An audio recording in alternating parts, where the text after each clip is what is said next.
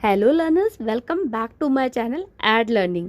आज का हमारा टॉपिक है प्रोसेस ऑफ बजट। जैसे कि मैंने लास्ट वीडियो में बताया था कि हम बजट को दो पार्ट्स में पढ़ने वाले हैं, तो आज हम पढ़ेंगे कि बजट का होल प्रोसेस क्या है, लाइक बजट प्रेजेंट होने से लेके पास होने तक का।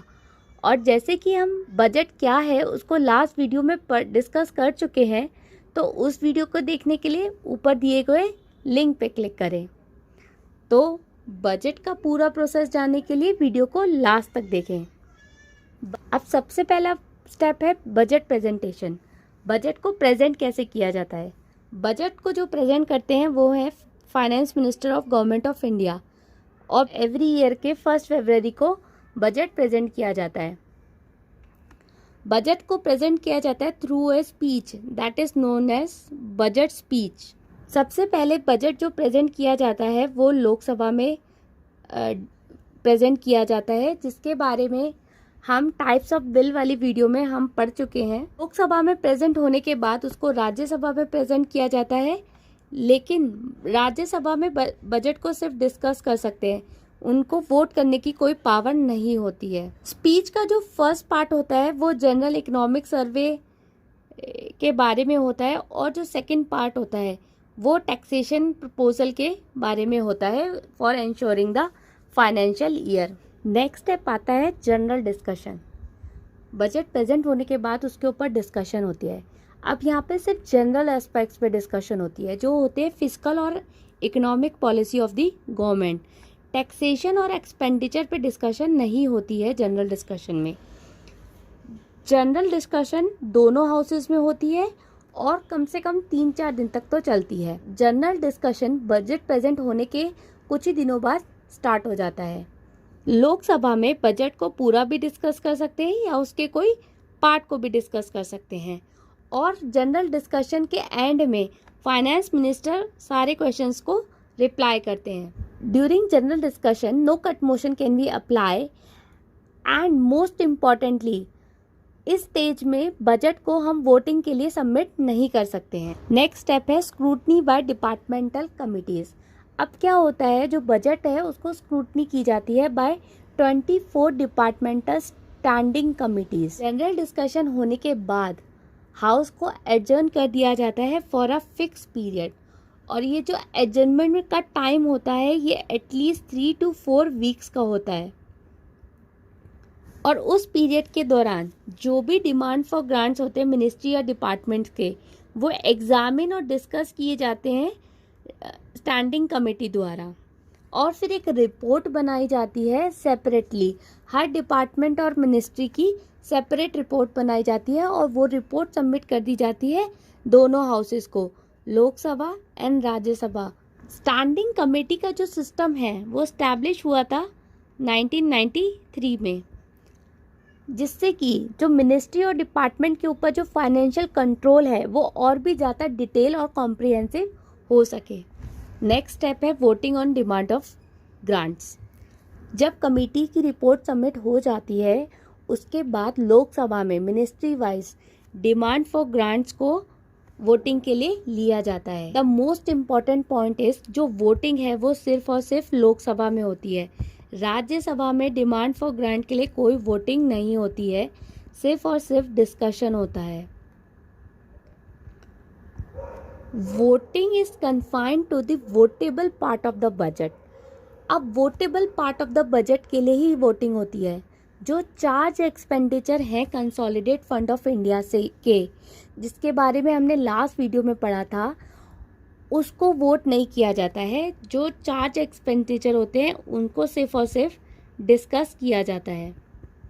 इस स्टेज में बजट को डिटेल में और अच्छे से डिस्कस किया जाता है, और मेंबर जो होते हैं लोकसभा के वो कट मोशन भी मूव कर सकते हैं कोई भी डिमांड फॉर ग्रांट्स को रिड्यूस करवाने के लिए। डिमांड जो होती हैं वो ग्रांट्स तब बनती हैं जब वो ड्यूली वोटेड हो जाती हैं। वोट होने के बाद ही डिमांड ग्रांट्स बन जाती हैं, उससे पहले वो डिमांड ही रहती हैं। अब आता है टाइप्स ऑफ कट मोशन। सबसे पहले जान लेते हैं कट मोशन क्या होता है। कट मोशन एक तरीके का ऑब्जेक्शन होता है जो बजट में मांगे गए डिमांड्स के खिलाफ होता है। ये जनरली मूव किया जाता है मेंबर ऑफ ऑपोजिशन के द्वारा, क्योंकि लोकसभा में जो गवर्नमेंट है वो मेजॉरिटी को एंजॉय करती है, तो ऐसे मोशन बहुत ही रेयर केस में पास होते हैं। अगर वो मोशन पास हो जाता है लोकसभा में, तो उस केस में गवर्नमेंट को रिज़ाइन भी करना पड़ जाता है, क्योंकि उस केस में मेजॉरिटी होती नहीं है और गवर्नमेंट में लीड टू रेजिग्नेशन। तो अब जान लेते हैं कितने टाइप के कट मोशन होते हैं। बेसिकली 3 टाइप के कट मोशन होते हैं, policy cut, economic cut and token cut. Policy cut में डिमांड किया जाता है कि जितना भी अमाउंट जो मांगा जा रहा है किसी भी पर्टिकुलर पॉलिसी या स्कीम के लिए, उसको घटा के बिल्कुल 1 रुपया कर दिया जाए। इसका ये मतलब है कि उस पर्टिकुलर पॉलिसी या स्कीम को बिल्कुल ही डिसअप्रूव कर दिया गया है। सेकंड होता है इकोनॉमिक कट। इस केस में अमाउंट ऑफ डिमांड को एक स्पेसिफिक सम तक घटा दिया जाता है। मान लीजिए अगर 1000 रुपये किसी पॉलिसी के लिए मांगा जाता है, तो इकोनॉमिक कट के में उसको बोला जाएगा कि उसको घटा के 600 रुपये कर दें। इकोनॉमिक कट का पर्पस होता है कि इकोनॉमी में खर्चों को बचाने के लिए इकोनॉमिक कट मूव किया जाता है। फिर आता है टोकन कट। अब टोकन कट में क्या होता है कि जो भी डिमांड किया गया है उसमें से 100 रुपीज़ डिडक्ट कर दिए जाएं। ये एक तरीके की शिकायत होती है किसी भी पर्टिकुलर एक्सपेंडिचर को लेके, जिसके लिए गवर्नमेंट ऑफ इंडिया रिस्पॉन्सिबल होती है। अब मेन मोशन और कट मोशन दोनों को डिस्कस किया जाता है हाउस में। सबसे पहले कट मोशन को डिस्पोज ऑफ किया जाता है, उसके बाद डिमांड फॉर ग्रांट्स को वोट के लिए डाला जाता है। अब देखते हैं गुलेटिन क्या होता है। ग्रांट्स पे वोटिंग होने के लिए टोटल 26 डेज अलॉट किए जाते हैं। अब लास्ट डे में क्या होता है, जो स्पीकर जो होते हैं वो जितने भी आउटस्टैंडिंग मैटर्स होते हैं उस जो डिस्पोज ऑफ हो सकते हैं उनको वो डिस्पोज ऑफ कर देते हैं, वेदर उनको हाउस में डिस्कस किया गया हो या ना किया गया हो। इस होल प्रोसेस को बुलेटिन कहा जाता है, और बुलेटिन जब लगा दिया जाता है तो डिमांड्स फॉर ग्रांट पे डिस्कशन खत्म हो जाती है। अब नेक्स्ट पॉइंट है passing of appropriation bill. Appropriation bill में क्या क्या इंक्लूड होता है, demand for the grants voted in Lok Sabha and जो चार्ज एक्सपेंडिचर होते हैं कंसोलिडेटेड फंड ऑफ इंडिया के। Appropriation bill government of India को लीगल अथॉरिटी देता है कि वो एक एप्रोप्रिएट बना सके, एस्टिमेट बना सके कि कंसोलिडेटेड फंड में से कितना पैसा निकाला जाएगा। एप्रोप्रिएशन बिल सिंपल मेजॉरिटी के साथ पास होता है लोकसभा में। सिंपल मेजॉरिटी होती है present and voting. Appropriation bill Lok Sabha में पास होने के बाद लोकसभा के जो स्पीकर होते हैं उसको सर्टिफाइड करते हैं एज अ मनी बिल और उसको ट्रांसफ़र कर देते हैं राज्यसभा में। और राज्यसभा से बिल पास होने के बाद जब वो प्रेसिडेंट को प्रेजेंट किया जाता है और उनका असेंट मिल जाता है, तब वो एप्रोप्रिएशन एक्ट बन जाता है। राज्यसभा के पास बिल को अमेंड करने की कोई पावर नहीं होती है और ना ही रिजेक्ट कर सकते हैं। Only they have to pass the bill. अगर वो रिजेक्ट कर देते हैं तो भी उसको पास ही माना जाता है, और अगर वो बिल को 14 डेज तक अपने पास रखते हैं तब भी उसको पास ही माना जाता है। इस स्टेज में बिल में कोई अमेंडमेंट नहीं होती है और डिस्कशन भी सिर्फ उन्हीं मैटर्स पे होती है जो इम्पॉर्टेंट होते हैं और जो डिमांड फॉर ग्रांट्स के टाइम में नहीं डिस्कस किए होते हैं। अब इसका मतलब ये है कि कंसोलिडेटेड फंड ऑफ इंडिया में से कोई भी विड्रॉल नहीं कर सकते जब तक एप्रोप्रिएशन बिल इनैक्ट ना हो जाए, और इस प्रोसेस को पूरा होने में टाइम लगता है। अप्रैल मई तक ये टाइम पहुंच जाता है और फाइनेंशियल ईयर तो 31 मार्च को ही ख़त्म हो जाता है। तो तब तक मिनिस्ट्री या डिपार्टमेंट्स को वर्क करने के लिए मनी चाहिए होता है।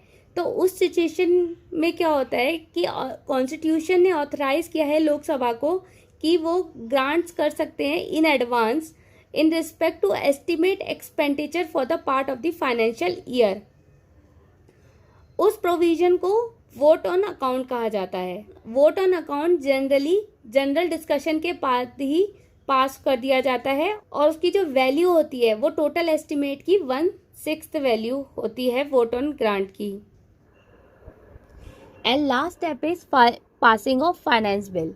फाइनेंस बिल बजट प्रेजेंट होने के तुरंत बाद ही इंट्रोड्यूस कर दिया जाता है। Provisional collection of tax act 1931 के अकॉर्डिंग फाइनेंशियल बिल जिस दिन इंट्रोड्यूस हुआ और उसके 75th डे तक उसको पार्लियामेंट में पास भी हो जाना चाहिए और प्रेसिडेंट का असेंट भी मिल जाना चाहिए।